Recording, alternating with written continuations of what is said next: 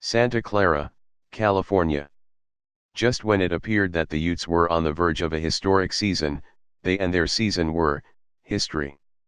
At least the historic part of it. Inside of 60 brutal minutes at the Pac-12 championship game, extraordinary was majorly downgraded, suddenly and irrevocably gone with the end, left in the vapor of 3 jarring touchdown runs, 208 rushing yards in total, by Oregon's C.J. Verdell, who has anyone checked? Maybe running, still. The Utes will go to a bowl game, they will still take praise for a strong season, overall. They will be considered good. They're almost always good. Good. Good. Good. Good grief. Great, though, left the building on Friday night, hauled out of Levi's Stadium by the Ducks, led by Verdell, leaving behind the empty evidence of what happened numbers on an unfavorable scoreboard that shone into the dark rainy night, Oregon 37, Utah 15. Those numbers, instead of a championship spotlight, shined down on the Utes below and cursed them as they exited the field, hats hanging, proud but beaten. And hurt. Rarely had good felt so bad. Obviously, tonight was a huge disappointment, Kyle Whittingham said. We lost the battle in the trenches, Zach Moss said. This one definitely hurts. This Utah team long ago had dialed in on a Pac-12 title, a Rose Bowl berth, and in more recent weeks, dreams of making the college football playoff. The Utes had played in a manner that matched their intentions. Until Friday night.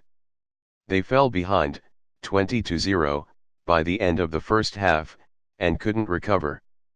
5 times in those first 2 quarters, the Utes made it to the Oregon 40-yard line, and 5 times they didn't get to the 30. It was as though there was an invisible force field blocking their path. They mounted a comeback that never fully took form in the second half. As a result, those lofty Utah plans are dust now, relegating the Utes to the reward they have experienced so many times before, a bowl game only they care about. That isn't just a letdown, it's an absolute cratering out.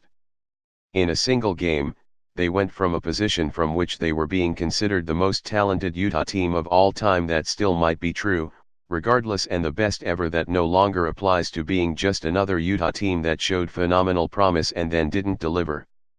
That fate they did not envision for themselves.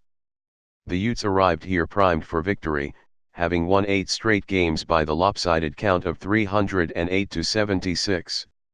The Ducks had outscored their league opponents by the count of 297-153, despite their recent loss to Arizona State, a defeat that had bumped them out of the CFP picture. But the Rose Bowl was never out of mind for the Ducks, and they kept that with them, mitigating the previous disappointment. All told, Oregon gained 432 yards, Utah 309. It was, indeed, a punch to the forehead the way the Ducks pushed aside Utah's defense. But Oregon had a formidable weapon of its own, the most veteran offensive line in the country, a group that had started a collective total of 213 games. And that front gave Ducks QB Justin Herbert just enough time to operate. He threw for 193 yards and a score, and Verdell room to run. He blistered the Utah defensive front. On the flip side, Tyler Huntley could not find the efficient groove he's possessed nearly every other week. He was sacked 6 times and intercepted twice.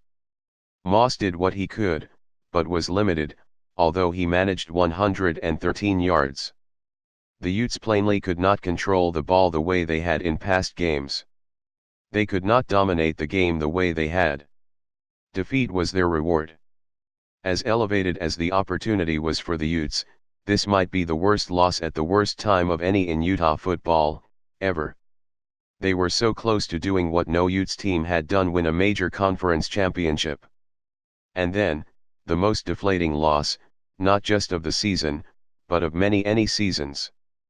The pain and disappointment was etched all over their faces in the post-game, in a wicked brand they hoped would eventually fade.